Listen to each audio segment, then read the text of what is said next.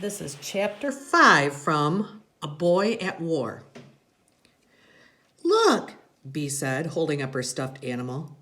It was Saturday morning and she was sitting on Adam's bed. Bear says good morning to Adam. Bee was still in her nightgown. She slept in an alcove in the corner of their parents' room. Adam's room was off the kitchen. The model planes he'd built hung from the ceiling. They were never still. Bee pushed her teddy bear in his face. Bear says time to kiss. Adam put down the model plane he'd been maneuvering and gave Bear an extra loud kiss. Stop it! She pinched his nose. Do you want to play? Well, surely, little girl. He gave her his newest Japanese fighter plane. It's called a Zero, and this game is called Dogfight. I don't like dogs who fight. It's not dogs fighting, it's planes fighting each other, the way they do it in a war. This is the way we play. Okay, you're high against the sun, so I can't see you till the last second, and you come out of the sun shooting down at me. You don't shoot your brother. It's only a game. He moved her arm so her plane was above his. Make believe you're going to shoot me. I could do it, she said, pushing his hand away. You don't have to show me. Bam, bam, bam. Good. See how you're behind me on my tail? Looks bad for me, but watch this. He sent his Navy Corsair into a rolling dive and came back up under the Zero. You see that? I just blew your plane into 1,000 pieces. You did not. Bee held her plane up triumphantly. See, you miss me. Okay, test time. What's the punch bowl? Where we live? Do you know it's a dead volcano? I know that already. Do you know that Hawaii is built on all dead volcanoes that came out of the ocean? You told me. She yawned, patting her mouth. This is so boring. He picked up another model plane with square-tipped wings. What's this plane called? I don't know. No fair. Grumman Wildcat. It's the Navy fighter plane. And this one here next to it is a P-40 Curtiss Warhawk. It's the Army fighter. And this one's a German Messerschmitt Me-109. Which plane is the best? The American planes are always the best. Yeah, we always win, Bee said. Hello? Their mother looked in. Anybody home? It's time for breakfast. We're playing dogfight, Bee said. Bap, bap, bap. And I won, Mommy. Is it really time for breakfast, Mom? Adam said. It's almost time for lunch, kiddo. Let's clear the decks and get this bunk ready for inspection. When his father was home, their house was a ship. The floors were decks, beds were bunks, windows were portholes, and the kitchen was the galley. And if Adam said bathroom, his father said, I think you mean the head. Your father sees this mess and you're in for a lecture, his mother said. Yeah, and maybe a sock on the behind, Bee said. And you're going to cry and cry. Let me remind you, little girl, Adam said. Boys don't cry. He lifted her off his bunk, then made it Navy style. By the book, everything taut, hospital corners, no wrinkles. His father was still asleep, so his mother would be doing the inspection. It was their regular Saturday morning ritual, whether his father was here or not. When he was ready, he called her, then stood by the door. His mother did a tough inspection. There was always some place he'd forgotten to dust. It was on the shelf in the closet this time.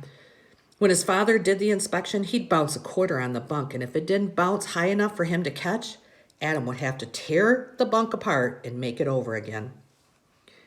After his mother had finished the inspection and he had wiped the shelf, she interrogated him exactly as his father did, even deepening her voice. Now, do you appreciate that you have a room of your own, sailor? Yes, sir, I do. Well, I didn't have a room of my own when I was a boy, sailor. No, sir, I know that. His mother stood at attention. She enjoyed this little game they played. All I ever got for Christmas was a pair of itchy red socks. No model airplanes, no Raleigh racers. No, sir, he said. I know that, sir. Are you thankful for what you have? Yes, sir, I am. I know that I'm one fortunate son of a gun. And I have to give back. I know that too. Yes, sir, I am a grateful boy. Are you mocking me, sailor? Yes, sir. Now that's going to get you 6 months of KP, sailor. In the kitchen a few minutes later, his mother put the yellow cornflakes box on the table with a bowl and a banana. Bee was on the floor playing with Bear. I want Jell-O, please, she said. Kanika, their Japanese maid, didn't work on the weekends, although she'd be in later to babysit Bee. Adam and his parents were going to the movies. Adam peeled the banana. Mom, what was Dad like when he was my age? Oh, he was a farm boy, and he had to work terribly, terribly hard. If there was work to be done, he got up at 5 every morning before school. A lot of times he never made it to school. He was the oldest, and your grandpa needed him on the farm. Grandpa couldn't do a lot with just one arm. Adam's grandfather Pelko had lost an arm in the Austro-Hungarian army during World War I. That arm ended just below the elbow. He usually kept a sock over the stump. He could always make Adam jump by wiggling the bare stump in his face. Dad ran away from home, didn't he? Adam knew the answer, but this was the thing about his father that most fascinated him. His father, so disciplined, so regular, so sober, was once free enough, or wild enough, that he left his family and took to the road, 14 years old. Adam's age, he had thought about that a lot. That was really brave. His mother emptied the contents of a Jell-O package into a bowl. Your father ran away, but he wasn't a bad kid. He joined the Navy. Yeah, and lied about his age, Adam said. Your father doesn't lie. I don't like the way you said that, Adam.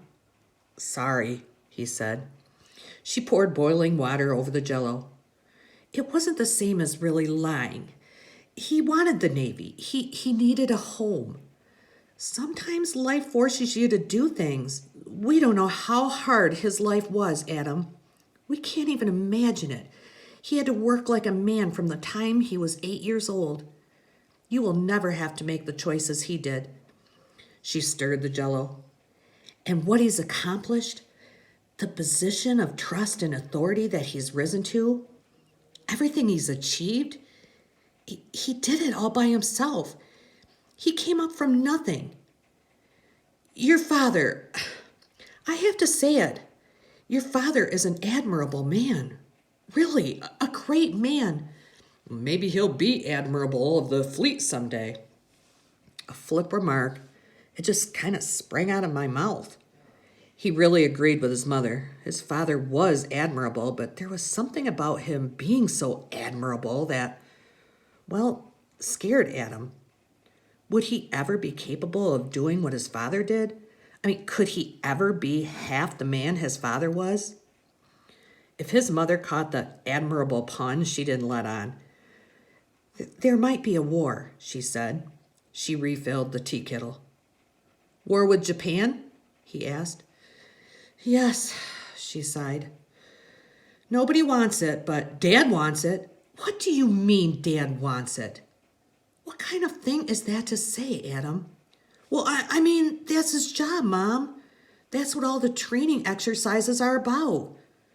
Don't worry, we're ready for them. Ready is one thing. War is something else.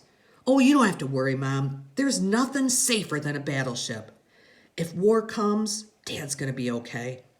He made his hand into a gun. War was exciting. It was action. It was ships, planes, and guns. It was being faster and smarter than your enemy. It was defending your country. Dad says all that talk in Washington is a waste of time. The Japs want to push us out of the Pacific, but if they try, we're going to knock their heads off. Don't say Jap, his mother said. It's vulgar. Oh, sorry, Mom. He put his bowl in the sink. He just hoped that if war came, it wouldn't be over too soon. Hey, I'm going out now, he said. Will you get me some papayas first? His mother said. He stepped out into the garden. The grass was wet and tickled his bare feet. It was December, and there were flowers in the bushes and bird sounds in the air, and everywhere there was the smell of summer. A big, ugly toad sat under the papaya tree. Adam inched his foot toward it. Boo-boo, he said, and it jumped away. He picked a few papayas and brought them in to his mother. I'll be back at 1800. Where are you going? Where was he going? He didn't know. I'm just gonna poke around. Well, you be home on time. You know your father. Don't worry, Mom. I'll be here.